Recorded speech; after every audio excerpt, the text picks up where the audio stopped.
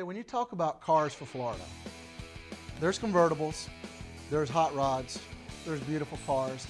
This one is a 1973 Corvette that is just beautiful. Alan, I'm walking by and I see this car and I'm like, man, we got to get this car on the show. Yeah, I have this thing for, I like Corvettes. You know, everybody likes Corvettes. They have to be red. Yeah, they have to be red. You got it the right color, the little red Corvette, which I don't think there's anything little about this car. It's big. Yeah. How did you come to get this?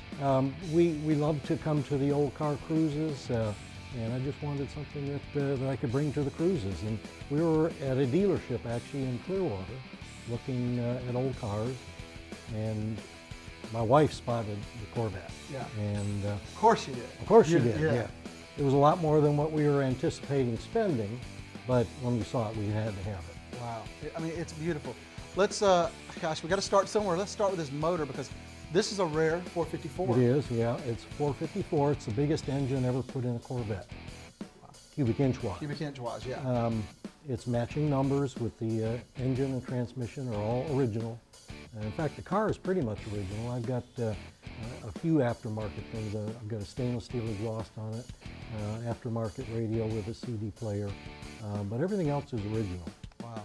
Now, the interior is pretty standard, but it's a 4-speed, I see in there. It's a 4-speed. It has factory air, which is rare in a convertible. And beautiful in Florida. People. Yeah, yeah. You know, you don't. Sometimes you got the top down. Sometimes you're gonna, got to have the top. I hardly ever use the air, to be honest with you. Yeah. I drive it with the top down most of the year. That's awesome. And most 454s in that era came with automatic, so this has a 4-speed that makes it even a little bit more rare. It's got power windows, power brakes, power steering, which even adds to the rarity.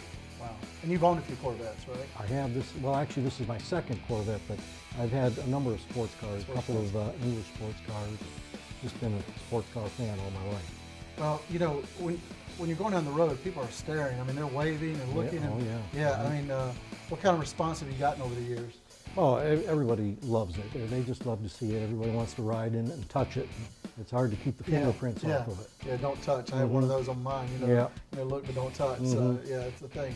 Now, as far as going to cruises, I know you're here at Old Town a lot. Do you get to show it at other places, or are you mainly, is this your home? You know, I've shown it in a number of different car shows through Central Florida, and I go to Daytona every year for the Turkey Rod Run.